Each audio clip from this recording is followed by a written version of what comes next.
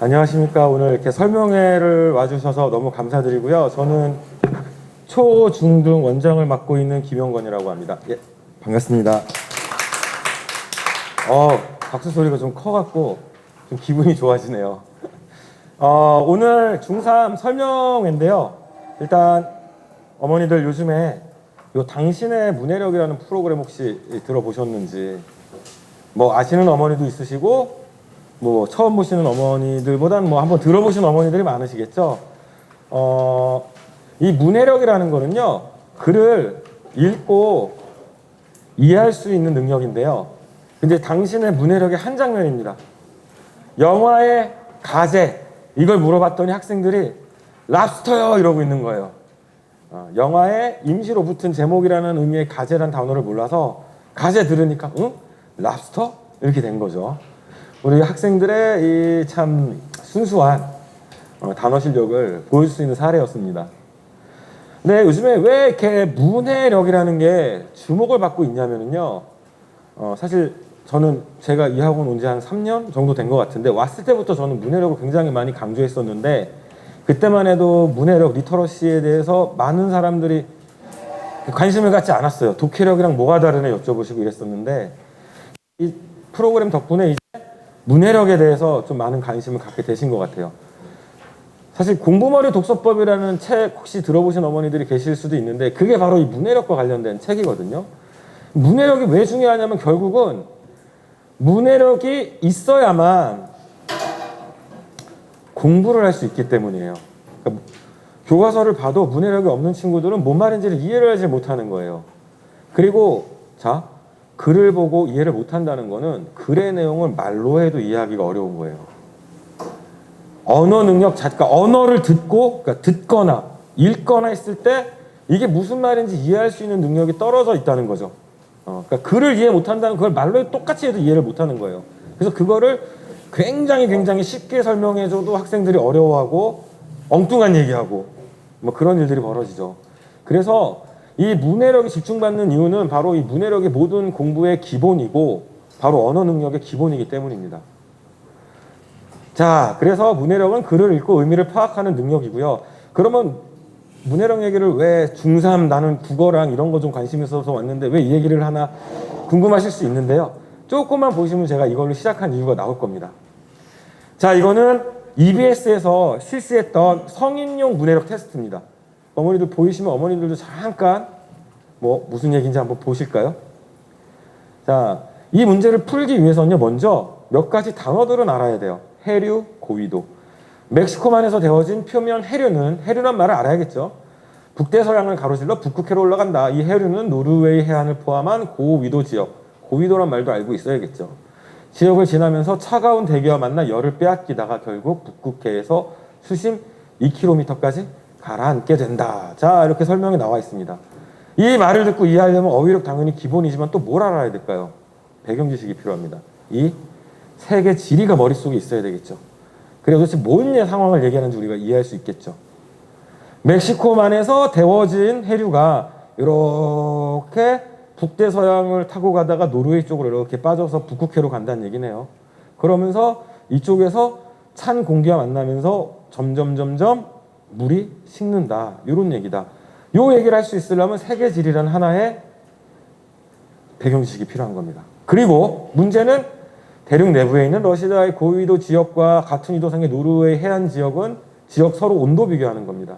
이게 될 거면 이 세계지리 플러스 아까 제가 설명했던 거, 따뜻한 바닷물이 찬 공기 만나서 식어가면서 러시아는 이쪽에 있으니까 여기 가면 더 차갑겠구나. 이 사고력이 필요합니다. 그래서 즉 요 문제를 풀기 위해서는 기본적인 어휘력, 세계지리란 배경지식, 그리고 요 배경지식을 토대로 글을 읽고서 따뜻한 물이 이렇게 가면서 식어서 러시아보다 노르웨이가 온도가 더 높겠구나.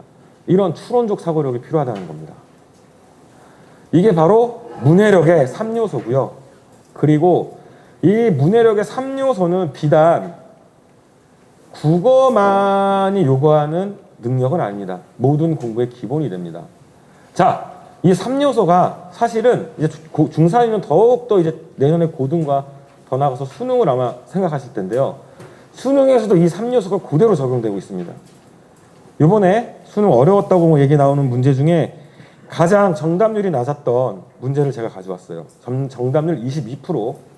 자, 이 문제를 읽고 이해하려면 먼저 몇 가지 단어들을 알아야겠죠? 기축통화, 환율, 유동성, 통화. 이런 말들 일단 알아야 되겠죠. 근데 이 단어들을 어떻게 할 수 있느냐, 이 어휘들을 어떻게 익힐 수 있느냐, 그 수능은 어머니들도 아시겠지만 고등학교 이상의 과정에 나오는 어휘면, 개념이면 여기에 이렇게 별표 표시를 해주고 뜻을 써줍니다. 안 써줬다는 건 뭐예요? 고등학교 과정이라는 거예요. 이거 고등학교 경제교과서입니다. 그 중에 여기 환율의 결정과 변동, 이 부분에 요 얘기들이 다 나옵니다.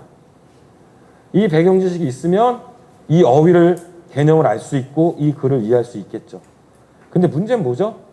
학생들이 전부 다 경제를 듣나요? 아니에요. 경제는 선택이에요. 근데 우리 수능 출제 당국이나 대학에서 면접이나 논술을 만드는 쪽은 고등학교 경제에 들어가면 이건 고등학교 학생이 알아야 될 배경 지식으로 생각한다는 점입니다. 그리고 이렇게 출제를 하는 거예요. 자, 그럼 여기서 하나 또 어머니들이 중요한 걸 아셨을 거예요. 배경 지식과 어휘는 같이 가는구나. 그다음 마지막 가장 중요한 것은 어휘와 배경 지식은 기본입니다. 가장 중요한 건 사고력이에요. 이 정답률이 가장 낮았던 이 문제는요, 사실 어휘랑 배경 지식이 없어도 사고력만 좀 풀었어요. 적어도 중3 정도의 어휘력과 배경 지식만 있으면. 봅시다. 금 1온스와 35달러를 언제나 맞교환해 주어야 한다. 그러면 금 1온스 이퀄 35달러란 얘기죠. 그 다음에 평가절하, 평가절상 말 몰라도 돼요. 설명해 주고 있어요. 달러와의 가치를 내리는 게 평가절하. 평가절하는 달러와 가치가 떨어지는 거구나. 자, 달러화에 대한 타국의 통화 환율이 가치를 올리는 게 뭐? 평가절상. 그럼 평가절상 됐다는 건 달러와 대비 그 나라 화폐의 가치가 올라간 거구나. 이해할 수 있죠? 평가절하 절상은 몰라도 이 정도만은 중3이면 이해할 거예요. 제일 정답률이 낮았던 이 문제.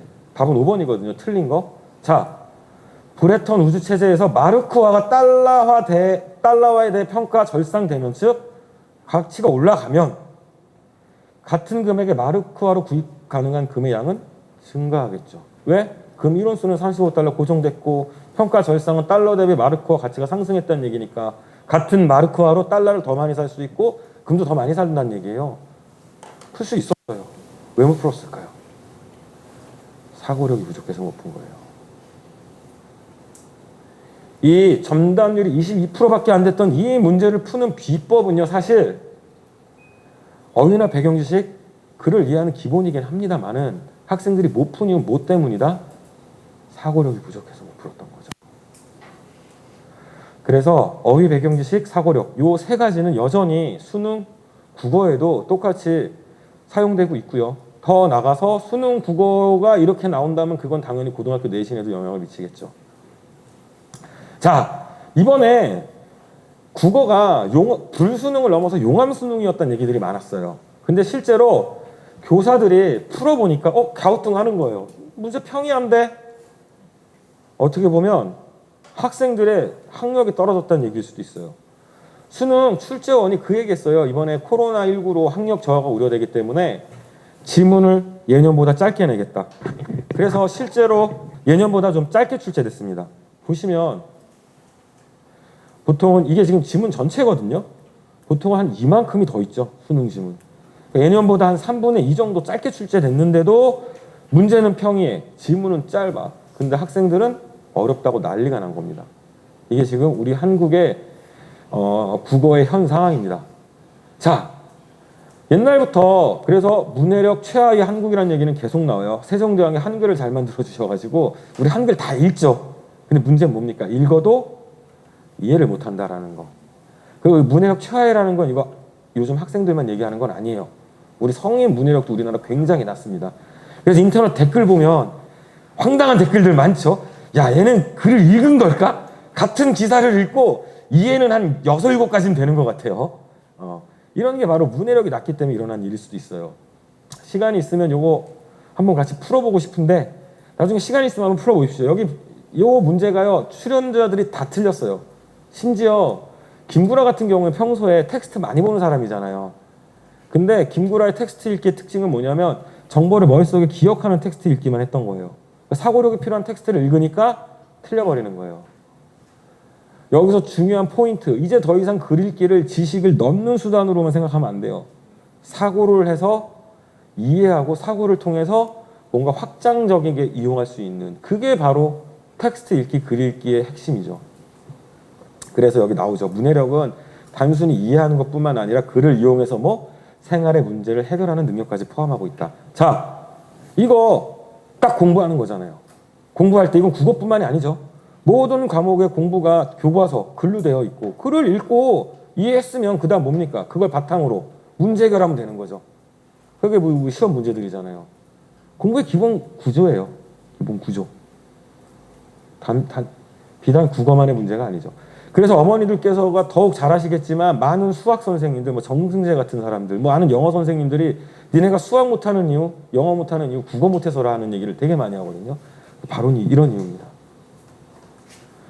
그러면 그래서 계속 출제 본부에서 국어는 이해력, 창의력 같은 사고력을 측정하는 문항을 자꾸 출제한다고 말하고 있어요.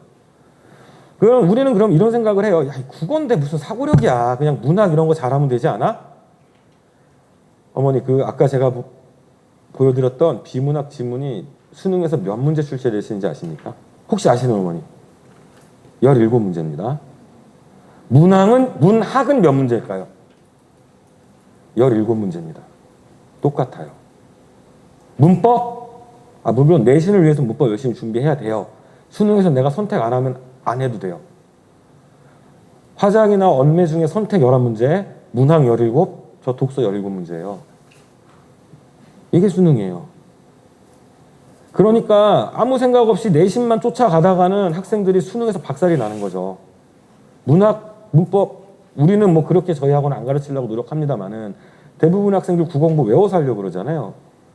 그러면 심각한 문제가 생기는 거예요. 왜? 수능에서 보고 싶은 건 암기력이 아니에요. 사고력을 보고 싶은 거예요. 그러면 왜 국어에서 자꾸 사고력을 보려고 하느냐? 왜냐하면 우리의 생각이 언어로 되어 있기 때문이에요. 어머니, 어제 했던 일 한번 친구한테 얘기한다고 생각해 봅시다. 장면이 떠오를 거예요. 그 다음 그 장면이 이야기로 바뀌죠. 이야기로 바뀌는 순간 이미 언어가 된 겁니다. 우리 머릿속의 생각 자체가 다 언어로 이루어져 있어요. 그렇기 때문에 국어를 공부한다는 건 바로, 국어를 잘한다는 건 바로 사고력이 신장된다는 의미도 같이 담고 있는 겁니다. 당연히 어휘와 배경 지식은 기본적으로 필요하겠죠.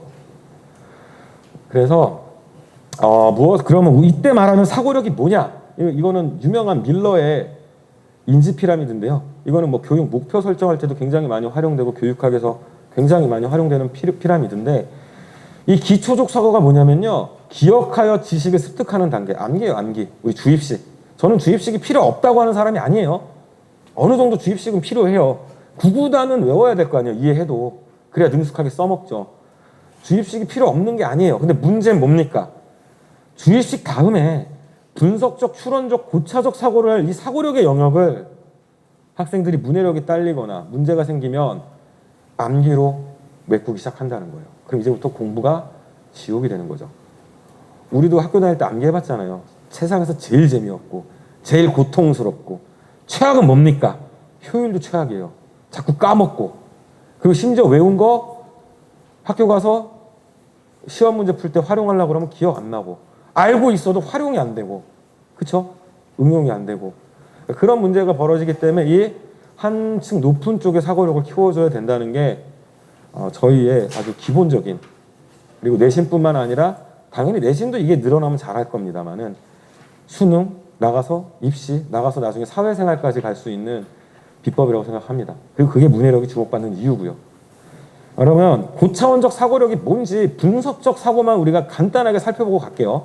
고차원적 사고가 뭔지를 인지하고 가르쳐야지만 학생들의 사고력을 키워줄 수 있기 때문에, 분석적 사고, 우리도 사람이기 때문에 일상적으로 합니다. 이걸 얼마나 더 논리적으로 엄밀하게, 또 얼마나 더 여러 영역에 할지가 중요한 거거든요. 자, A와 B가 있습니다. 너무 어렵게 생각하지 마세요. 편안하게 하시면 됩니다. 자, 여기 앞에 계신 어머님, A와 B의 공통점이 뭐죠? 도형이다. 좋습니다. 또 A와 B의 공통점. 색깔이 파란색이다. 너무 좋아요. 도형이다도 하나의 공통점일 거고요. 범주죠. 범주 개념인데 뭐 이렇게까지 얘기하지 말고요. 색깔. 여기 쓰는 게 잘 보일까요? 공통점은 색이 같다. 어떻게 같다? 파란색이다. 파랑이라고 쓸게요. 자, 여기 계신 어머니 차이점을 좀 얘기해 주실까요? 뭐가 다르죠? 둘이? A랑 B? 모양이 다르다. 어떻게 다르죠? 오, 좋습니다. 차이점. 모양이라는 측면에서 A는 삼각형, B는 사각형이죠. 여기서 뭐 꼭지점 수가 3개다, 여긴 4개겠죠. 변, 셋, 여긴 넷, 뭐 이런 특징들이 따라 나오겠죠. 자, 이게 분석이요, 이게. 분석, 나눌 뿐, 나눠서 해석한다. 원래 뜻인 아날로기 자체가 나눈다는 의미가 있거든요. 자, 우리가 A와 B를 비교하려면 나눠봐야 돼요. A의 색깔의 측면과 모양의 측면으로. 역시 마찬가지예요. B도 모호한 전체로는 우리가 볼 수 없어요. 구체적인 요소로 나눠야지만 공통점과 차이점을 찾을 수 있어요. 색의 요소, 모양의 요소. 우리 일상적으로 많이 해요. 색이 달라요보단 색이 같아요보단 색이 파란색으로 같아요가 훨씬 더 분석적인 거겠죠. 단계가 나오고. 그래서 이게 바로 분석이라는 겁니다. 이걸 제시문에서 해낸다? 그게 바로 글을 읽는 사고력이 높다는 겁니다. 실제로 지금은 약간 유형이 바뀌었지만 과거에 한국 외대에 2번 문제인가가요. 가와 나를 비교하라였어요. 공통점 차이점 찾으라는 거였거든요. 근데 학생들 어떻게 쓸까요? 분석이 안 되니까 A 요약하고 B 요약해서 딱 써주고 끝이에요. 뭡니까? 내가 요약은 해줄게. 비교는 니네가 해. 이거죠.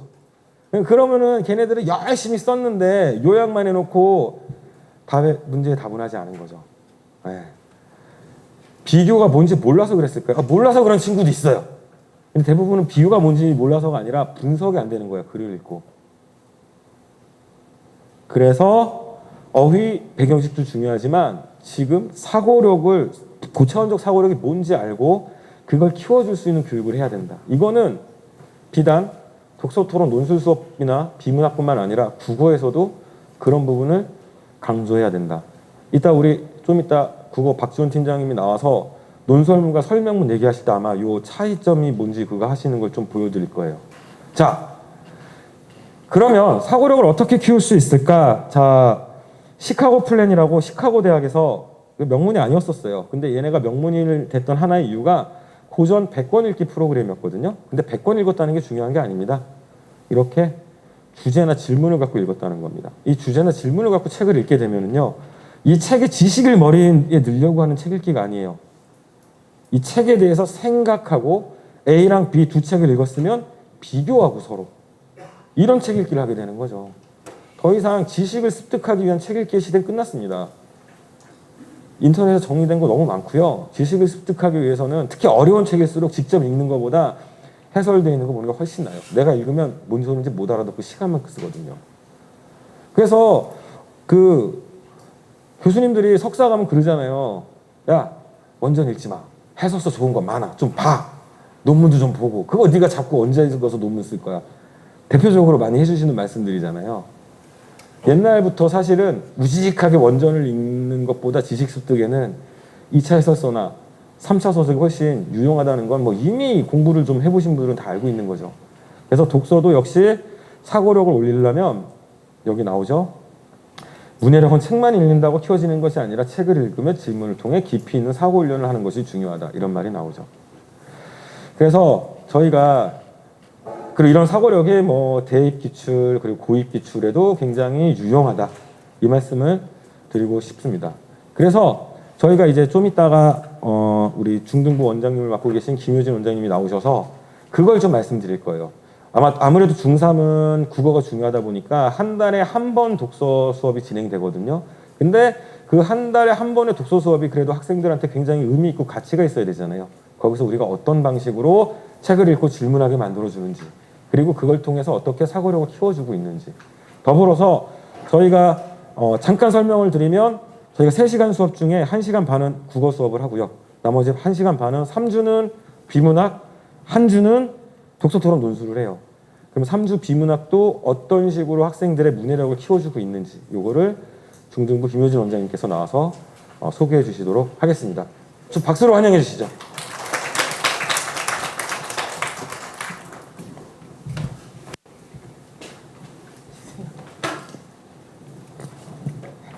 안녕하세요. 중등부 원장을 맡고 있는 김효진입니다. 네, 앞에서 이제 문해력에 대해서 자세히 설명을 해주셨는데요. 저는 그러면 우리 교재에서 이걸 어떤 방식으로 녹여내고 있는지 좀 설명을 드리려고 해요. 일단은 저희는 질문으로 먼저 시작을 합니다.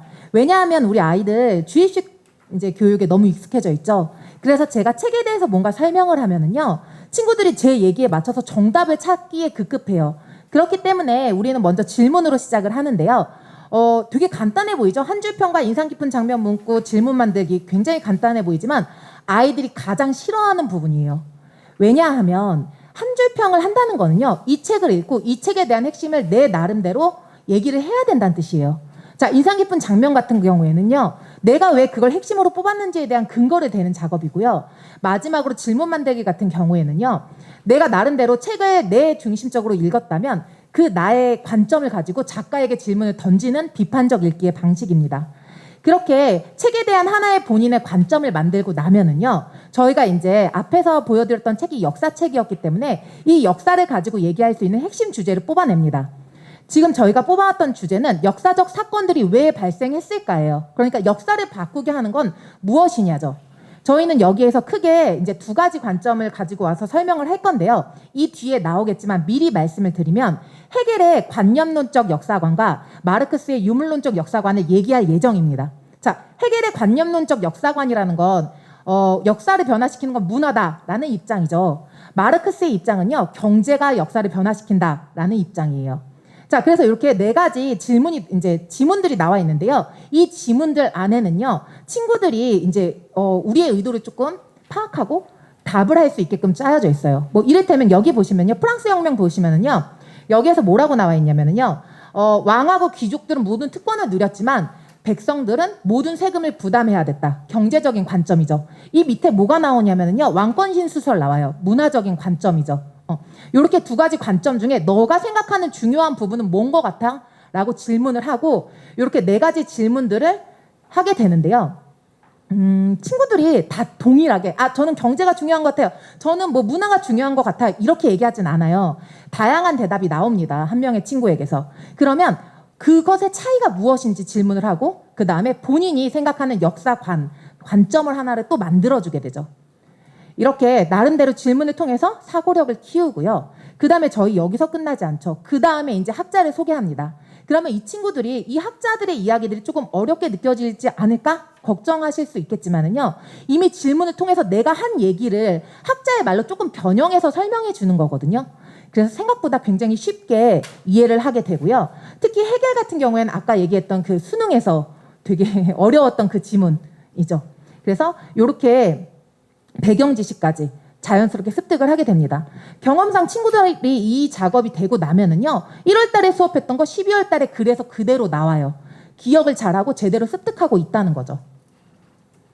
자, 그래서 이제 뭐 역사로 우리가 시작을 했지만 정치나 철학으로까지 생각을 확장해보고 그 다음에 나름대로 이걸 융합해서 나의 것으로 만들고 배경 지식까지 습득하는 작업을 하게 됩니다. 그러고 나면은요, 조지 플로이드 사건이라는 실제 사건을 가지고 와서 구체적으로 조금 얘기를 하게 되는데요. 기억하시죠? 작년이었던 걸로 제가 기억을 하는데 백인 경찰이 흑인을 이제 조금 강압적으로 해가지고 죽게 만든 사건이었죠. 이 사건을 가지고 자, 우리 인종차별 문제에 대해서 얘기를 해보는 거다. 근데 이 인종차별 문제를 해결하려면 그럼 경제적으로 다가가는 게 좋을까? 아니면 문화적인 관점에서 다가가는 걸 좋을까? 이런 관점을 가지고 토론을 하게 되는 거죠. 그러면 친구들이 다른 학원에서 그냥 자료 나눠주고 야, 뭐가 더 좋은 것 같아? 찬반 나눠. 이렇게 하는 토론하고는 굉장히 질적으로 달라지게 되는 거죠. 이렇게 해서 본인의 문제 해결 능력을 이제 조금 늘리고요. 이걸 통해서 만약에 이게 지금 하나고 기출 문제였거든요.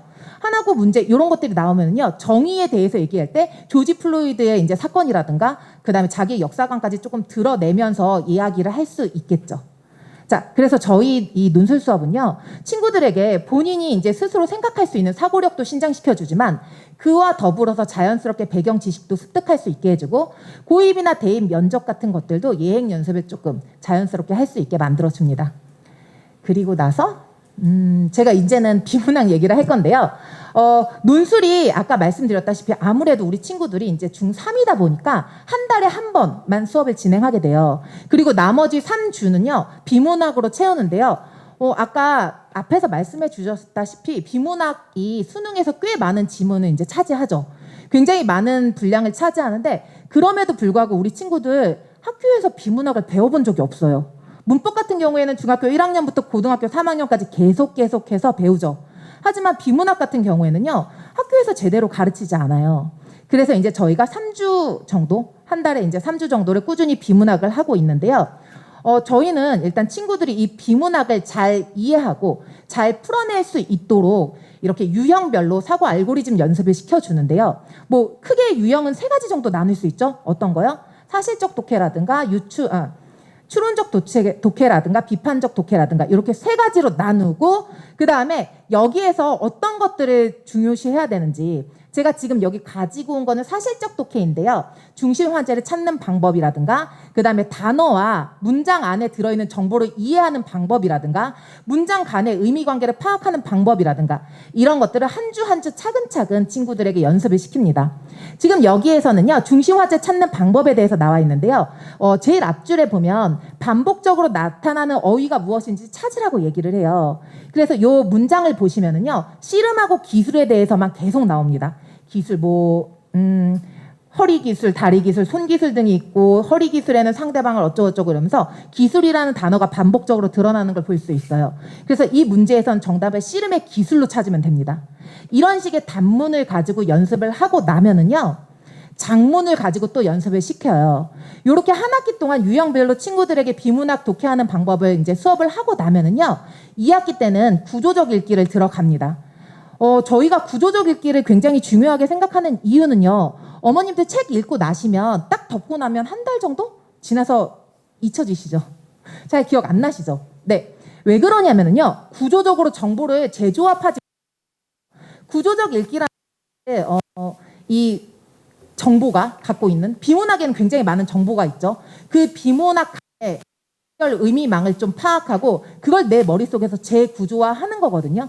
이 작업이 잘 되면은요, 어떤 일들이 벌어지냐면은요, 우리 수능 시험장 가갖고 시험 막 비문학을 읽어요. 읽고 문제를 봤는데, 앞에서 뭐라고 그랬더라? 다시 돌아가서 또 문제를 읽어요. 그리고 다시 지문을 봤는데 1번 지문은 알았어. 근데 2번 지문을 딱 2번 선지를 보니까 이거 있었던 거 없었던 거 하고 다시 돌아가는 이런 일들이 반복되죠. 이런 것들을 좀 막아주고 친구들이 지식을 머리 안에서 좀 정리할 수 있게끔 도와주는 작업입니다. 그래서 주로 접미사나 접속사 같은 걸 통해서 이 글의 관계를 좀 파악하는 연습을 하는데요. 마찬가지로 처음에는 이렇게 단문으로 조금 연습을 하다가 넘어가면 장문으로 연습을 합니다. 이 장문에서 가장 중요한 거는요. 3번째 문단의 첫 번째 접속어 반면만 보면 돼요. 이 반면이라는 걸 제대로 읽어낸다면요. 이 앞의 내용과 뒤의 내용이 상반되어 있고 각각 어떤 이야기를 다루고 있는지를 친구가 머릿속에 구조화를 해서 담을 수 있겠죠. 그러고 나면 이런 문제를 푸는데 그리 시간이 오래 걸리지 않고 다시 돌아가서 읽거나 이런 일들이 조금 사라지겠죠. 저희가 그래서 지금까지 논술에서 어떤 식으로 사고력을 신장시키고 그 다음에 비문학을 친구들이 어떤 식으로 바라볼 수 있게끔 도와드리는지 여기까지 제가 설명을 드렸고요. 오늘 신목 시험 보고 점수 나오신 거 아시죠? 네. 저희 학생들 중에 80명 정도가 신목 학생들이 있었는데요. 이 중에서 8명, 9명을 제외하고 나머지가 다 90점대였고요.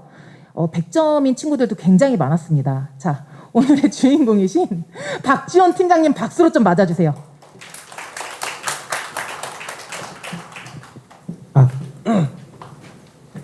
네, 안녕하십니까. 중등부 팀장을 맡고 있는 박지원 강사라고 합니다.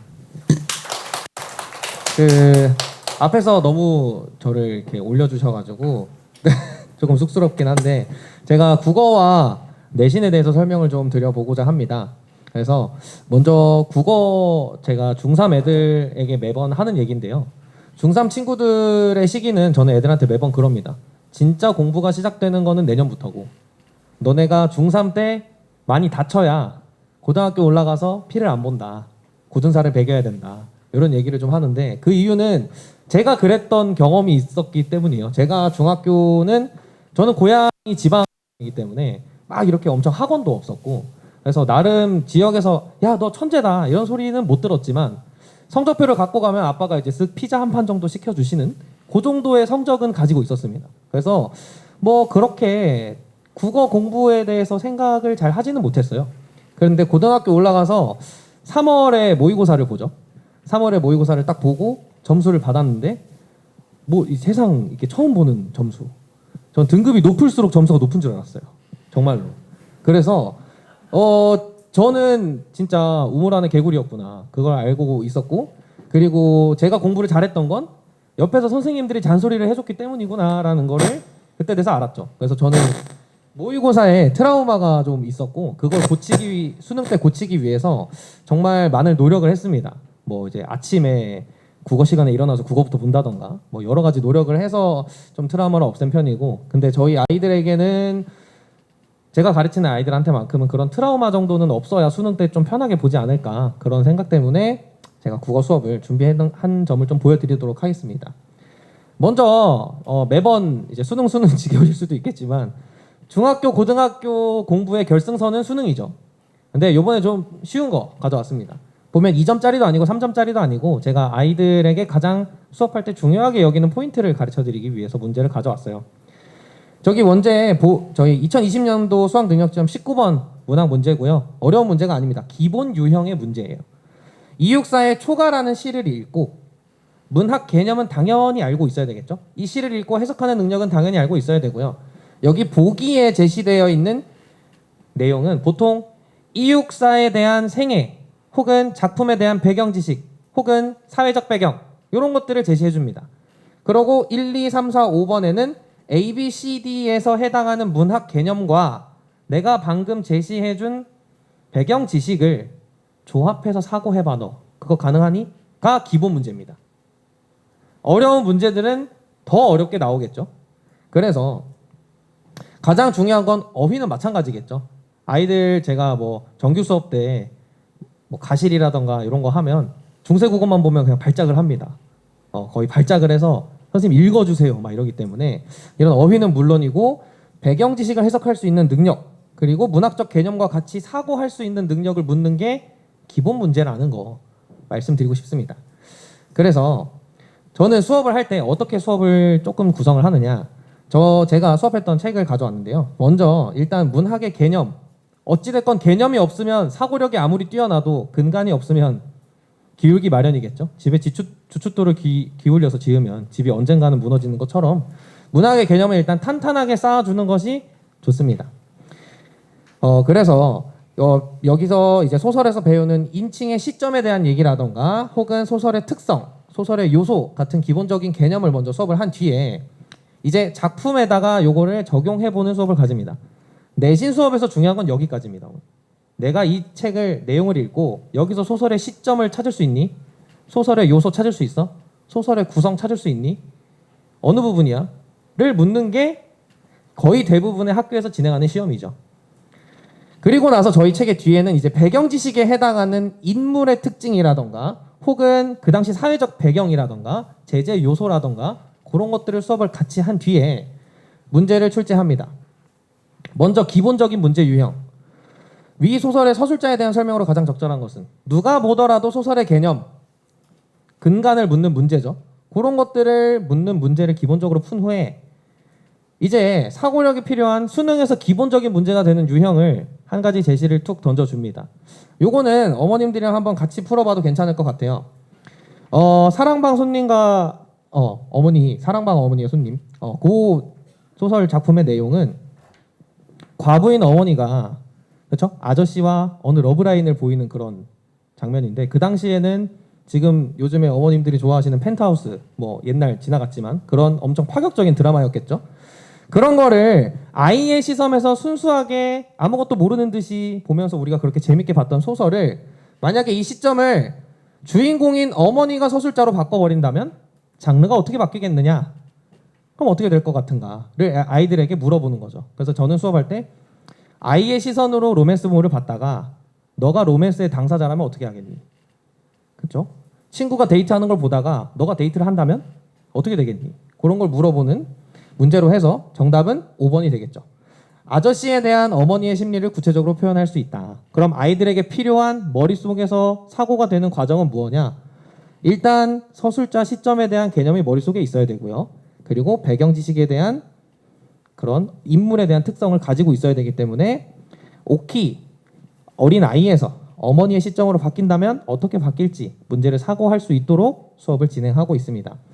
물론 이런 수업의 구성이 모든 학원에서 이렇게 진행을 하고 비슷하게 진행을 한다던가 아니면 이런 유형을 중심으로 수업을 하는 데도 있다고 생각합니다. 하지만 이걸 아이들에게 더 멀리 봐서 수능까지 봤을 때 이런 것 때문에 너네한테 이걸 가르쳐 주는 거야 라고 얘기하고 가르쳐 주는 것과 강사가 인지하지 않고 가르쳐 주는 것은 큰 차이가 있을 것이라고 생각됩니다. 그리고 아까 앞에서 이제 문해력이나 그런 얘기를 할 때 어휘 얘기를 좀 했는데요. 제가 수업 때 들었던 이제 아이들의 수준을 요즘 오늘 어머니들한테 일러보는 시간을 한번 갖도록 하겠습니다. 조삼모사와 모순. 자, 수업 시간에 제가 수업을 했습니다. 이거 뭐라고 대답했을까요? 조삼모사. 저기 학생들 있는 것 같은데 알죠? 학생들 똑같습니다. 야 이거 조삼모사 알지? 이러고 넘어가려고 했는데 어떤 아이가 조금 모르면 3번을 찍고 아예 모르면 4번을 찍겠다. 그래서 제가 이거 아이들이 다 제 친구들은 이렇게 안다는 거예요. 그래서 제가 거짓말하지 말라고 나 속이려고 그렇게 하지 말라. 그래서 제가 네이버에 쳐봤습니다. 쉬는 시간에. 그 네이버 블로그인가? 지식인에 보시면 저희 아이가 조삼모사를 조금 모르면 3번, 아예 모르면 4번이라고 합니다. 이렇게 어떤 어머니가 걱정하는 글을 올려놓으신 게 있어요.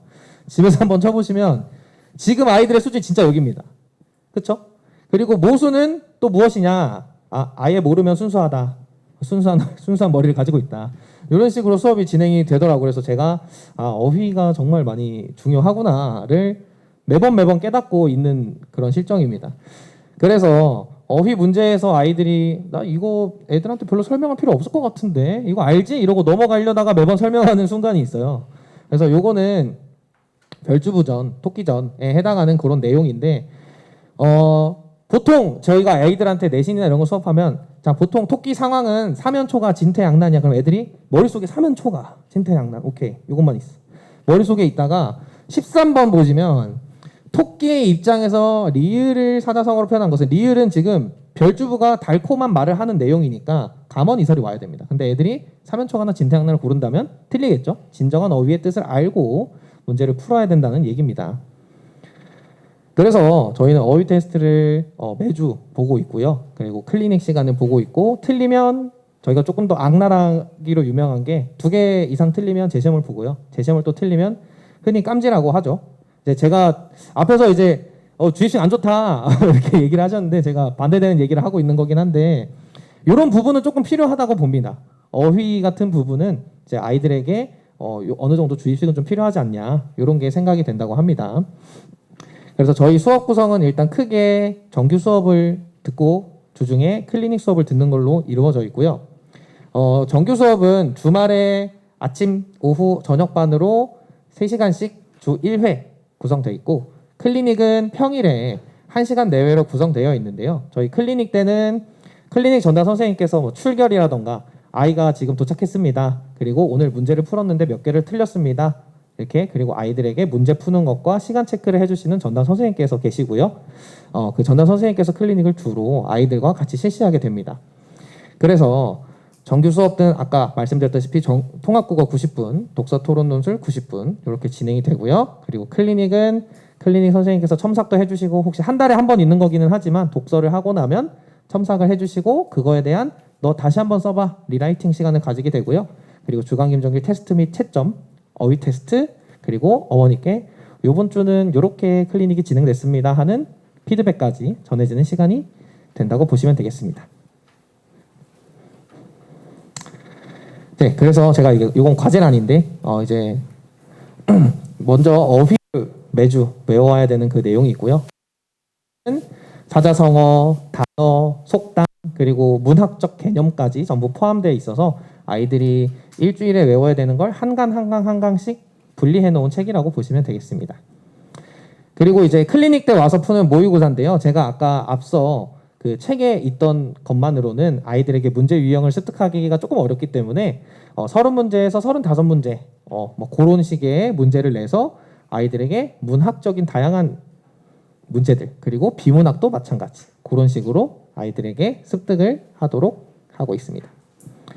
그리고 글쓰기 과제는 독서록이라고 보시면 되는데요. 원고지에 아이들이 이제 써오면 그거에 대해서 첨삭을 선생님께서 이렇게 형형색색으로 해주시고 혹시 필요하다면 다시 한번 쓰는 시간까지 갖는 시간을 가지면 될 것 같습니다. 그리고 이건 저희가 홈페이지에 올라오면 보는 그 성적인데요. 가끔 제가 상담할 때 이걸 보면서 이제 어머님들이랑 상담하는 경우가 있는데 아이들이 지금 틀린 문제가 몇 번을 틀렸고 그거에 대한 오답률은 몇 %고 우리 아이가 지금 어느 정도 우상향 곡선을 그리고 있는지 아니면 요즘 조금 공부를 안 하는지 그걸 볼 수 있는 거고 사실 요거를 감시의 목적으로 저희가 만들었다기보다는 아이들이 직접 확인하고 조금 동기 유발을 하는 목적으로 관리하는 목적으로 만들었습니다. 자, 그래서 국어의 수업은 이렇게 됐다고 하면 이제 또 내신도 빼먹을 수 없겠죠. 제가 어제 내신이 끝났습니다. 신목도 그렇고 제가 당산중학교도 그렇고 이제 다른 저희 팀원들도 월천중학교나 여러 학교를 맡아주셨는데 내신 수업은 조금 정규 수업과는 결이 다릅니다. 그거에 대해서 설명을 조금 드리려고 하는데요. 내신 수업은 크게 3단계로 구성되어 있습니다. 일단은 수업 중심이 가장 큰 특징일 거고요. 그리고 평가, 클리닉 이렇게 이루어지는데요. 수업은 정규 수업 때와는 다르게 3시간 전부 문학 수업으로 이루어져 있습니다. 이제 문학 수업을 3시간 전부 실시를 하고요.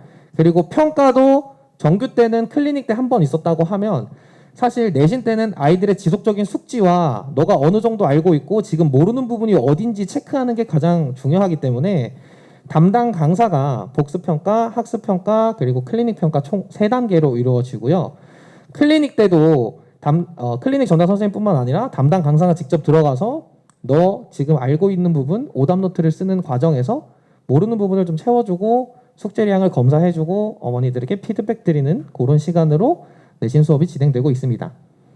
내신 수업도 마찬가지고요. 강의는 똑같이 3시간 들어가지만 내신 클리닉은 주에 한 번 그리고 시간이 조금 더 늘어난다는 거 1시간 반에서 2시간 그리고 제가 한 가지 당부드리고 싶은 건 아이들이 앞에 다른 학원의 스케줄이나 그런 것도 좀 있겠지만 클리닉을 일찍 와도 사실은 더 많이 못 받고요. 늦게 오면 당연히 더 많이 못 받겠죠. 그래서 시간을 준수해달라는 말씀 좀 한 가지 부탁드리고 싶습니다. 오히려 공부를 더 열심히 하겠다고 일찍 오는 친구들도 그 시간에 오는 학생들이 있기 때문에 그게 조금 지켜주셨으면 감사하겠습니다. 그래서 수업 구성은 일단은 정규와 다른 점은 학교별로 반을 구성해서 학교별 프린트, 교과서 중심으로 수업을 구성하기 때문에 내신 수업은 아무래도 학교에서 나오는 거를 중심으로 학교 선생님이 문제를 내시는 거기 때문에 학교 선생님이 내주신 프린트나 교과서 필기를 보고 학교 선생님의 성향을 파악하는 게 가장 중요하고요. 그리고 정규 때는 저희가 아까 사고력 중심으로 이렇게 문제 유형을 해봐 라는 식의 수업이 진행됐다고 하면 내신 때는 너 수업 때 배운 내용이 요건데 선생님들이 수업을 하신 내용을 바탕으로 문제를 내잖아? 그럼 요거 요렇게 나와. 요 개념 요렇게 변형해서 나오고 요 개념의 함정은 요걸로 쓰일 거야. 라는 식의 조금 더 디테일하게 아이들이 문제를 조금 많이 강제적으로 익숙하게 할 수 있도록 수업을 좀 진행하고 있고요. 자체 교재와 직전 보강으로 아이들이 숙지와 지속적으로 어디까지 지금 수준이 올라와 있는지 체크하는 걸로 내신 수업이 구성되어 있습니다. 그래서 요거는 제가 실제로 지금 어제까지 쓰던 내용인데요. 저희가 자체별로 학교별로 맞춤 수업을 하다 보니까 학교별로 이렇게 프린트나 교과서 출판사 내용을 맞춰가지고 이렇게 요약집을 매주 나가고 있고요. 그리고 출제 포인트 중심 수업은 제가 사례를 가지고 한번 설명을 해드리려고 해요. 요번에 요거는 신목중학교에 나왔던 내용입니다. 그래서 신목중학교 단원 중에 설명문에 대해서 묻는 단원이 있었어요. 그래서 설명문의 정의란 무엇이고 특징이란 무엇이다. 제가 상담받으면서 어머님들이 가장 많이 하셨던 말씀이 1학기 때 아이가 1학년 때 공부를 나름 열심히 해서 1학기 때 그냥 학원을 안 보내고 시험을 봤더니 와르르 망쳐서 자존심이 지금 많이 하락해 있다. 그 이유가 잘 뭔지 몰라서 일단 학원을 보내보시는 어머님들이 많고 그것을 걱정하시는 어머님들이 좀 많아요. 그 이유는 저는 10중 8구 열의 8, 9은 요거라고 생각합니다. 선생님의 입장에서 요 개념을 바라보는 것과 학생들이 공부하는 입장에서 요 개념을 바라보는 것은 하늘과 땅 차이거든요. 설명문은 어떤 사실이나 지식을 독자에게 이해하고 설명하는 걸 목적으로 합니다. 근데 학교에서는 딱 여기까지만 가르쳐줘요. 설명문까지만. 근데 저는 수업할 때 얘들아 요거 나라면 혹은 다른 선생님들이라면 요 설명문 개념과 논설문 개념은 같이 낼 것 같은데 너네 이거 분명 헷갈릴걸? 논설문은 어떤 문제에 대한 글쓴이의 설득이 들어가는 거야. 글쓴이의 주장과 근거를 통해서 설득하는 거거든. 그래서 실제 문제 여기서 보면 이와 같은 글, 즉 설명문의 특징으로 옳지 않은 것은 3번 논리적이고 타당한 근거를 바탕으로 상대를 설득한다. 논설문의 개념이 그대로 나왔죠. 그래서 아이들이 봤을 때 1, 2, 4, 5번이 정확하게 맞고 3번은 내가 뭔지 모르겠지만 전부 다 3번 골라. 이게 아니고 1, 2, 4, 5번은 설명문의 특징이고 3번은 선생님이 논설문의 특징이라고 하셨으니까 이건 맞는 개념이 아니야. 라고 내신 수업을 하고 공부를 듣는 것, 시험을 보는 것은 조금 많은 차이가 있겠죠. 문법도 마찬가지입니다. 문법은 개념이라던가 그거에 대한 해석이라던가 그런 부분이 선생님의 시선에 따라서 아이들을 어떻게든 틀리게 만들고 싶게 하기 때문에 그런 출제 포인트 중심으로 수업을 진행하고 있습니다. 그리고 아까 말씀드렸던 평가는 크게 복습평가, 학습평가, 클리닉평가로 나눠져 있는데요. 복습평가는 너 지난주에 배운 내용 집에서 공부 좀 했어? 아니면 오기 전에 밤에 잠깐만 보고 왔어? 그걸 체크하기 위해서 복습평가를 보고요. 그리고 너 오늘 수업 제대로 들었니? 너 설명문 개념 옆에 논설문 필기 해놨니? 라는 식의 학습평가를 또 보고요. 그리고 이제 클리닉 때는 더 많은 문제 유형과 외부 지문까지 이제 또 어렵게 나오는 학교들은 다른 학교에 있는 외부 지문들을 들고 오거나 처음 보는 지문들을 좀 들고 오는 편이기 때문에 그런 것까지 조금 체크를 해서 평가를 진행한다는 점. 네, 그래서 이렇게 평가지는 제가 아까 있던 요거는 제가 신목 1주차에 썼던 내용입니다. 그래서 복습평가, 학습평가, 클리닉평가 이렇게 3단계로 진행된다는 걸 알 수 있습니다. 그래서 내신 클리닉 때는 저희가 내신 전담 선생님과 저랑 페어를 이루어서 아이들을 관리하는데요. 가장 제가 주안을 두는 것은 이 친구가 지금 수업한 내용 중에 헷갈리는 내용은 뭔가, 혹은 얘가 모르는 내용은 뭐고 약해하는 내용은 뭔가, 힘들어하는 내용은 문법인지 문학인지 독서인지 그걸 파악하는 게 가장 중요하고요. 그래서 꼼꼼한 관리를 좀 하려고 노력을 해서 아이들이 개인별로 숙제를 다 해옵니다.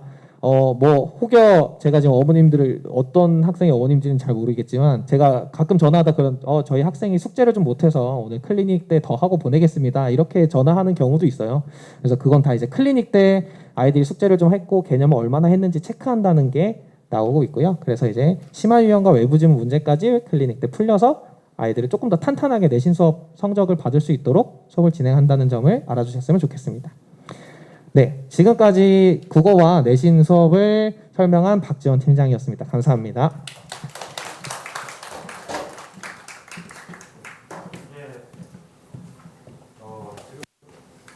수고 많으셨고요. 저 지금부터 그 어머니들 그 받으신 봉투 안에 보면은요 상담 및 수강 신청서라고 되어 있습니다.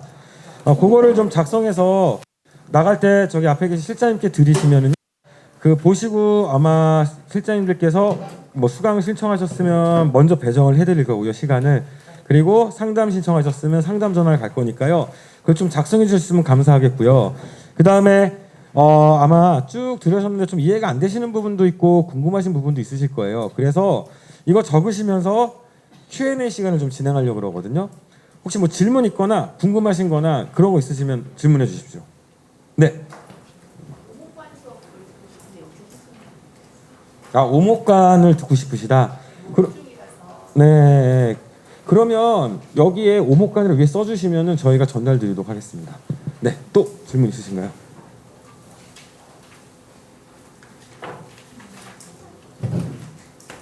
네. 네.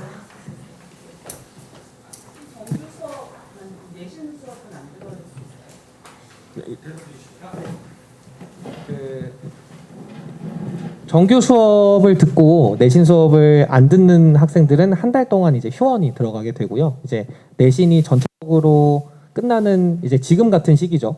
모든 학교가 지금 양정중학교 빼고 웬만한 학교가 이번 주에 다 끝나거든요. 이제 그래서 저희가 새로 학기 들어갈 때는 다시 저희가 데스크 쪽에 연락을 드려서 정규 수업 저희가 시작하니까 혹시 다시 들으시겠어요?라고 안내 문자가 나갑니다. 그래서 따로따로 들을 수 있다. 정규 수업 듣다 내신 쉬실 수도 있습니다. 또 궁금하신 분? 예. 정원 어떻게 되죠? 저희가 정규 수업은 정원은 이제 10명에서 20명 내외, 보통 10명 중반대 정도 되고요. 근데 이제 내신을 할 때 요럴 때는 선생님은 한 분인데 학생들이 많은 경우에는 20명이 넘어가는 경우도 있습니다. 내신반 하는 경우에는 애들이 듣고 싶어 하는 반이 다 뭐 아침반에 다 몰린다던가 이러면 사실은 조금 넘어갈 수도 있습니다. 네. 또 네.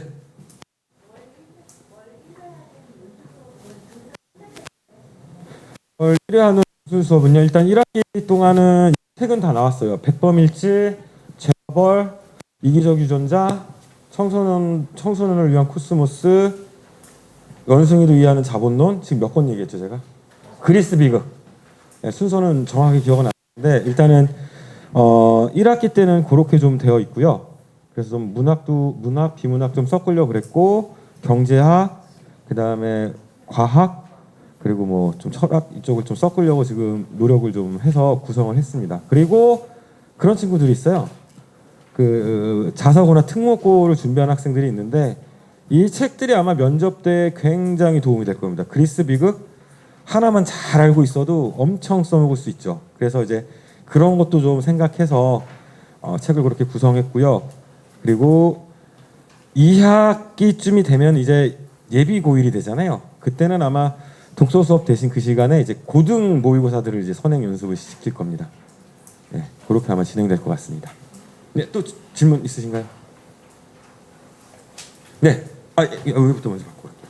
레벨 테스트 그런 걸 반대정부예요. 여기 최상위가 저희 그 최상위 반은요 모든 학생들이 다 최상위 고사를 볼 수는 있습니다. 근데 그걸 최상위 고사를 본 뒤에 그 어느 정도 커트라인을 넘으면 최상위 반에 편입이 되는데요. 최상위 반은 일요일 저녁 6시 반에 픽스돼 있어서 그 시간밖에 운영이 안 되고요. 최상위 반에 왔다고 해서 막 남들보다 엄청 월반에서 수업을 배우는 게 아니라 예를 들어서 정규반에서도 가시리를 들었고 최상위 반에서도 가시리를 들었지만 최상위 반 친구들은 미들 레인지에 맞춰서 얘네가 이미 문학 개념을 알고 있다는 전제하에 수업이 되고요. 더 고등학교 개념이라던가 모의고사에서 가시리가 나올 때 어렵게 나오면 어떻게 나온다라는 식으로 조금 높은 이해도와 높은 사고력을 요구하는 수업을 진행하게 될 것 같습니다. 그래서 최상위 고사는 내가 최상위를 도전하고 싶은 사람들 신청을 받아서 시험을 보고요. 그다음 일정 점수 이상 커트라인을 넘은 학생들만 최상위 반으로 편입이 될 예정이고 그 다음에 기존 수업 훨씬 더 심화해서 아마 진행이 될 예정입니다. 비문학 지문 같은 경우도 좀 많이 어려워질 것 같고요. 같은 내용을 배우더라도 고등학교 과정까지 연계해서 더 깊이 있게 아마 수업이 진행될 것 같습니다. 오목관이랑 단도관이 수업 커리큘럼 네, 같습니다. 내신도 둘 다 똑같이 있어요. 그렇죠. 내신도 대신 학교들이 다르겠죠. 오목과는 목음, 뭐 목동, 목일 이쪽이 개설될 거고 이쪽은 신목, 월천, 양정, 뭐 염창, 염경 뭐 이렇게 개설이 되겠죠. 그렇죠. 그게 제일 좋죠. 네. 저쪽 우리 끝에 뒤쪽에 질문 아까 드신 분이 어느 분이셨죠? 질문 아까 손 드신 분 이쪽에 나가셨구나. 또 질문 있으신 분? 네.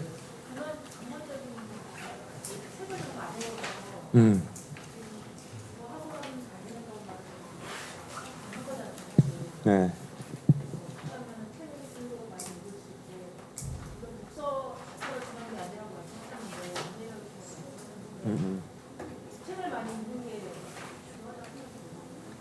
책을 많이 읽는 게 중요하죠. 근데 책을 많이 읽을 시간이 있을까요, 학생이?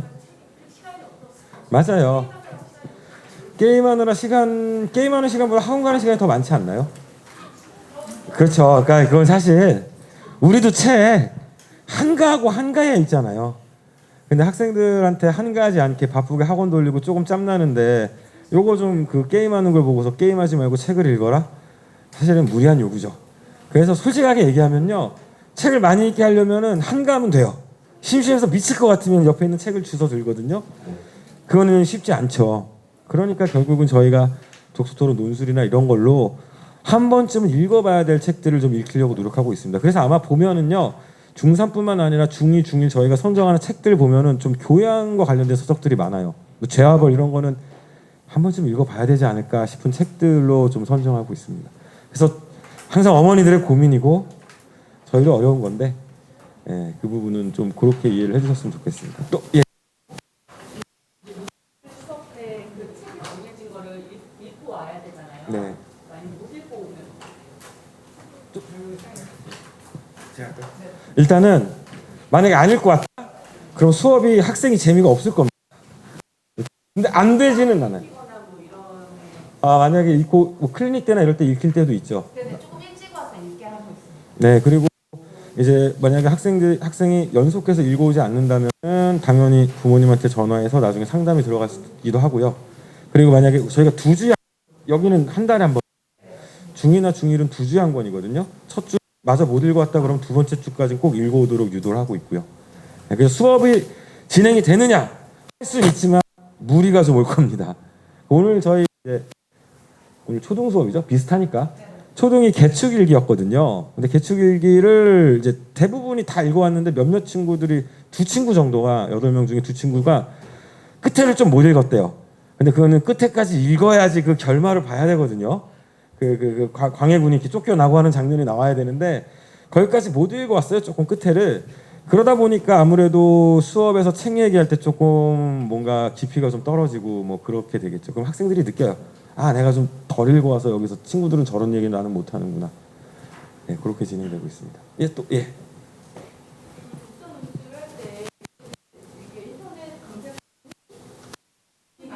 네네. 그래서 아이들이 그걸 그대로 느낀다는 소리를 제가 들었거든요. 그러면은 그거에 대해서 읽어보면은 네. 이런 페널티나 그렇게 한 친구들을 약간 곤란해서 일단은요, 저희가 이제 한 줄 평이나 아까 그 활동을 하면서요, 티가 다 납니다. 얘가 읽어왔는지 안 읽어왔는지, 그 다음에 인터넷이나 이런 걸로 대충 보고 왔는지 티는 다 나고요. 왜냐하면 저희가 너 그 한 줄 평을 한 근거가 뭐야를 너 책 어느 부분에서 인상적이었어? 그럼 구체적으로 읽은 애도 구체적으로 나와요. 어느 장면에서 이 점이 인상적이었다. 근데 그렇게 한 친구들은 구체적인 장면이 없죠. 티는 다 납니다. 티가 나면 우리는 이제 너 안 읽고 인터넷 봤지 이렇게 얘기하면 또 학생이 너무 아닐 수도 있고 상처를 받기 때문에 보통 저는 뭐 선생님 따라 조금 피드백이 다른데 저 같은 경우에는 이제 그 친구가 처음부터 안 읽어오지는 않았거든요. 저번에 읽어왔을 때 이런 식의 얘기를 해서 너무 선생님이 좋았는데 오늘 책을 좀 열심히 안 읽어오니까 오늘은 저번같이 좀 좋은 얘기가 안 나오는 것 같다. 다음엔 좀 읽어와서 예전 모습 보여줬으면 좋겠다. 이런 식의 좀 긍정적인 피드백으로 좀 읽을 수 있는 동기부여를 하고 있습니다. 그리고 중1, 중2, 중3 전부 다 수업 그 독서 수업 할 때 독서 퀴즈가 있어요. 퀴즈나 그런 활동으로 알아보고 있습니다. 학생들이 읽어왔는지 안 읽어왔는지. 또 질문 있으신가요? 예. 그 주간 중등기 그 테스트 좀 한번 설명해 주세요. 저희 일단은 그 저 성적에 볼 수 있는 거는 매주 보는 주간 김종길 성적은 매번 볼 수 있고요. 그리고 이제 저희가 책이 끝나고 한 3개월 정도 과정이거든요. 그게 끝나고 나면 종길고사라고 해서 그 비문학 작품과 그리고 문학 배웠던 걸 전체적으로 모의고사식으로 해서 아이들이 책이 끝났을 때 어느 정도 알고 있는지 그리고 어디까지 숙지가 됐는지를 한번 파악하는 약간 책거리 느낌으로 시험을 한번 더 보고 있습니다. 정리하자면 매주 배운 내용에 대해서 30에서 35문제 정도 클리닉 때 와서 테스트, OMR 체크 다 합니다. 그게 아까 그 성적 TV 제가 나눠드린 자료에도 있을 거예요. 그걸 확인할 수 있고 그 다음에 3개월 책 한 권이 끝나면 종길고사 그래서 그날은 딱 수업 오면은 1시간 반 정도 보나요 저희? 1시간에서 1시간 반 정도 진짜 시험만 쫙 보는 그런 테스트가 있습니다. 네, 저희가 수업 내용이나 이런 걸 참고해서 저희가 출제하고 있습니다. 네, 또 질문. 예, 지금까지 설명해 들어주셔서 너무 감사하고요. 요의 안내만 조금 하고 마무리하겠습니다. 저희가 특강 및 이벤트를 좀 준비했는데요. 일단은 겨울방학 특강. 여기 뭐 여러 가지가 있는데 잘 안 보이죠? 저기 오늘 아까 국어랑 내신을 설명해 주신 박지원 팀장님이 중등 문법 특강 하시고요. 오늘 이 자리에 오지 않으신 배성균 팀장님이 토론 특강, 중등 전체 대상입니다. 그리고 여기 저가 4차 산업혁명 우리 아이 어떻게 교육해야 될까 1월 27일 11시에서 1시까지 1회 이거는 학부모님 대상입니다. 혹시 4차 산업혁명과 우리 아이를 어떻게 교육해야 될지 궁금하신 분들은 이때 한번 오시면 좋을 것 같고요. 그 다음에 학생들을 위한 특강은 뭐 제가 한 건 제가 잘하니까 조금 길게 설명하게 되네요. 서양의 역사와 사상 이야기라고 2월 3일부터 목요일 2시부터 3시 반까지 3번 제가 좀 계획하고 있습니다. 고대에서 중세, 중세에서 근대, 근대에서 현대 이렇게. 시기별로 안 나는 거는요. 역사에서 변화가 제일 중요하거든요. 변화의 분기점으로 해서 3회 준비하고 있고요. 아마 이야기는 왜 이런 역사적 흐름에서 이런 생각들이 나왔는지 그때 생각들은 경제, 뭐 철학, 뭐 예술, 과학 뭐 이런 얘기들이 좀 나오게 될 것 같습니다. 그 다음에 1월 6일부터 진행되는 특강은요. 교과서 속 한국 단편 읽기 그래서 단편 3편을 학생들이 읽고 온 다음에 선생님과 수업 시간에 같이 그걸 보면서 좀 깊이 감상할 수 있는 시간을 준비했고요. 단편 3편은 아웃컬레 구두를 남기고 간 사나이, 운수 좋은 날, 그리고 탄원의 문장 이렇게 3가지로 아마 선정한 걸로 알고 있습니다.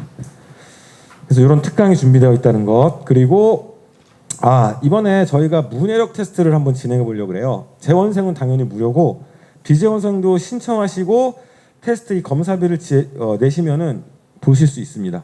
그래서 이게 아마 1월 초쯤에 아마 볼 거고요. 이거 일정이 확실시 되면 어머니들한테 다시 한번 문자가 나갈 겁니다. 그래서 테스트를 보시게 되면 여기가 우리 그 아까 얘기했던 EBS 당신의 문해력이라는 그 프로그램과 같이 제휴를 해서 거기에 문해력 테스트를 제공했던 업체를 저희가 그 섭외를 해서 문해력 테스트를 진행하게 될 겁니다. 그렇게 하면 이제 결과지가 이렇게 나오게 되겠죠. 문해력의 분야별, 뭐 비판적, 추론적, 뭐 사실적, 그다음에 학생의 영역별, 어휘, 뭐 배경지식 등등등 해서 우리 학생이 어느 부분이 부족한지 뭐 이런 거를 알 수 있는 결과지도 이렇게 나오게 될 겁니다. 지금까지 설명회를 들어주신 어머님 너무 감사하고요. 그 꼭 상담 수강 신청서 작성하시고 뒤에 나갈 때 실장님한테 내주시면 감사하겠습니다. 수고 많으셨습니다. 감사합니다.